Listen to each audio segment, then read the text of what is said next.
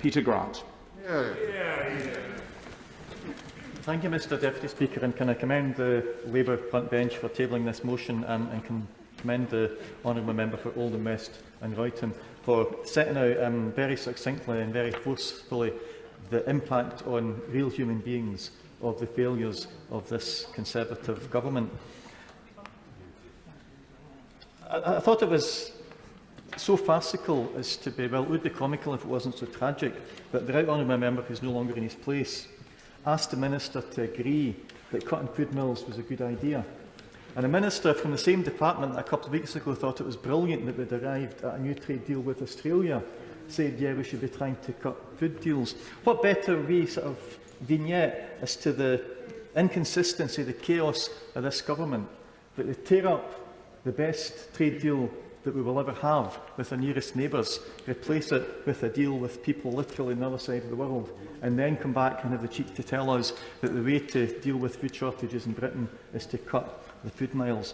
Just to put into context the scale of what we're facing here, Mr Deputy Speaker, the Bank of England has increased interest rates to try and bring inflation down or to control the increase in inflation, but they're still warning that it could reach 7.25% in April. Nobody among our constituents, well, maybe some, but very few of our constituents will get a pay rise that comes within a mile of 7.25% this year. Most of them are lucky to get anything. Data released by the charity The Food Foundation showed that in January of this year, 4.7 million adults had experienced food insecurity. National Energy Action estimates that 6 million households in these islands will be living in fuel poverty. That's not having to cut back slightly, that is simply being unable to keep themselves warm enough to be safe and healthy, unable to feed themselves and their families enough to keep healthy. A new analysis from the Joseph Rowntree Foundation warns that the energy price cap will have its harshest impact on the poorest families. Well, we knew that anyway, but JRF, as always, have simply given the evidential backing to it. The poorest families will be seeing 18% of their income going on energy bills after April. Can you imagine, as a Member of Parliament, having to spend 18% of your £80,000 a year salary on your fuel bills? This place would be in uproar if that happened. Why is it acceptable for low-paid folk to have to pay that big a chunk of their income when it wouldn't be acceptable for Members of Parliament? And the Office for Budget Responsibility forecasts that average real wages will still be lower in 2026 than they were at the start of the financial crisis in 2008. Mr Deputy Speaker, if all of that was being said about a poor economy, about a poor country, about a poor collection of countries, we would think it was shameful. That has been said, as the right honourable member mentioned earlier on, in one of the richest places on the planet.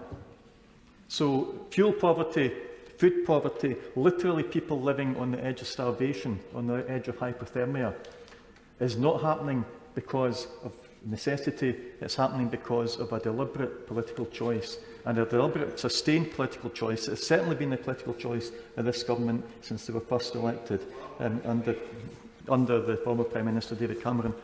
I'll give way. Thank my honourable friend for giving way. Does he remember, like me, that in 2014 both the Labour and the Conservative Party said to Scotland that if we voted for independence, freedom of movement to Europe would end, supermarket shelves would be empty of food, and energy prices would go through the roof? Does he agree they've got quite a bit of explaining to do? Well, it's a very valid point, and every so often I go back through all the scare stories that have been pushed through my letterbox, mainly from the Labour Party, because we don't really have a Tory presence in my constituency, certainly not my part of the constituency very much. And when we go through all the horrible things that are going to happen if Scotland becomes independent, and you just leave them for 2 or 3 years and you find them happening anyway. It started with the closure of the naval base in Rosyth, and it's still happening today with an end of freedom of movement and increasing food prices.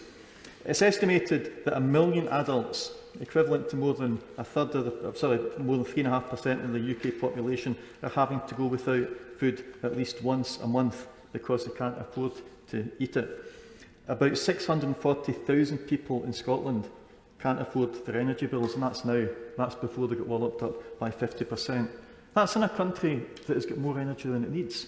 That's in a country that most years exports energy to England and to other countries because we can't actually use all the energy we produce. Where else in the world will you find any commodity that is in surplus but at the same time is priced beyond the affordability range of its own citizens. What on earth is wrong with the way that Scotland is run that means that the people who produce the energy, almost more energy per head of population than anywhere else in the world, cannot afford to pay their own bills, to keep their homes heated and to keep their families healthy? And finally, the Chancellor's response was better than nothing. It's woefully inadequate. He's basically offering a payday loan. We'll give you the money just now to pay off your fuel bills. We're going to hope and pray that the fuel bills come back down again in the next few years, and if they don't, what on earth happens? The Scottish TUC have said that the Treasury's buy now, pay later loan, and I quote, comes nowhere near tackling the problem. It's nothing short of shameful that people have been forced to choose between food and heat. If emergency loans to tackle the problem of increasing energy prices is such a good idea, why not go to the source of the problem? Why not give emergency loans to the energy companies themselves? They're the ones that are struggling because of a lot of global factors that have been covered in other debates. And at least that way you're giving it to people whose shareholders should be able to meet the cost. Why give the loan to somebody who isn't going to be able to afford to pay it back next year or the year after or the year after that? So the SNP is saying that given that the decision has been made to give that money directly to the citizens, that should be turned into a grant. People shouldn't be made to choose between taking the money now and not being able to pay it back later. The Chancellor has also got to cut VAT on energy bills. That's within his gift. Why hasn't he done it? He should be, as well as giving emergency loans to the energy companies, he should have ruled out a rise to the energy price cap. He simply shouldn't have allowed it, Ofgem shouldn't have allowed it. And they could reintroduce the £20 a week universal credit uplift that was cancelled by the Tories quite recently. None of that by itself is going to solve the problem completely, but at least it would give an indication that we're dealing with a government that cares, whereas quite clearly just now we're dealing with a government that could hardly care less. I'll happily give way to the honourable friend. Honourable friend for giving way. Single young parents under 25 face lower universal credit payments despite being the sole breadwinner for their child and naturally facing more barriers to work. So does the honourable member agree it's unacceptable for the government to allow children to live in poverty based only on the age of their single mother or father? Absolutely, my honourable friend, and I hope I can continue to call her a good friend and colleague, as always, has made a very, very valid point. One of the most iniquitous and downright evil things about the crisis we're now facing is that the people who get hardest hit will be the people who are least able to afford it. If we all had to take a 20% hit to our living standards, none of us would enjoy it, but all of us would manage. Most of my constituents can't afford to take that scale of hit to their standard of living, and they're the ones that are getting hit with it the worst. I want to look briefly at some of the things that have been done by the Scottish Government using its limited powers to mitigate this crisis. The Scottish Government, first of all, has got a much more progressive income tax system than the rest of the UK. It's often attacked by Tory backbenchers who are only interested in the well-being of high earners. But the fact of the matter is that in 21-22, 54% of people in Scotland, the lower paid 54% of people in Scotland, are paying less income tax than they would if they lived down in England. And the fact that members of Parliament for Scotland pay a bit more income tax than our colleagues in England, I don't mind that if it's going into essential services. The Scottish Government last year invested around £2.5 billion to support low-income households. Nearly £1 billion of that went directly to children living in low-income households. They're committing more than £3.9 billion for benefit expenditure in 2022 to 23, providing support to over 1 million people. That figure of £3.9 billion is £361 million above the level of funding that we get from the UK Government. So while again the Tories will demand guarantees that all of the money that comes to Scotland will be used for its intended purpose, the Scottish Government is actually spending almost 10% more than we're receiving for that purpose. The reaction of the Child Poverty Action Group in November 2020 was that this was a hugely welcome development on the path to meeting Scotland's child poverty targets, a real lifeline for families across Scotland who are facing a perfect storm of financial insecurity as the UK cut to universal credit bites, energy prices soar and the wider costs of living rise. They said that on the 29th of November 2021. The British Government didn't seem to wake up to the problem until around about the 29th of January 2022. My honourable friend from Glasgow, wherever it was, Glasgow North, I do beg his pardon. I love the city of Glasgow, but I can never remember where the constituency of English operate. Has raised the impact that Brexit is having. Brexit's had a disastrous effect on our economy, and it's not finished. The OBR estimate that we've still got 3/5 of the way to go. Most of the damage of Brexit is still to be done. Every single person in these islands faces a cost of around £1,200 as a result of Brexit, and we know which people in these islands that will hit the hardest. Make UK, the organisation that respects 20,000 manufacturers, has said Brexit changes will undoubtedly add to soaring consumer costs in 2022. And let's go back. I'm listening to Kevin's argument. He's making, I believe, the point that Brexit is leading to some of the issues, cost of living we have. But if that's the case, why are we seeing even greater levels of inflation and unemployment in other countries currently inside the EU? This is clearly a global aspect, rising costs, rising inflation, nothing to do with Brexit.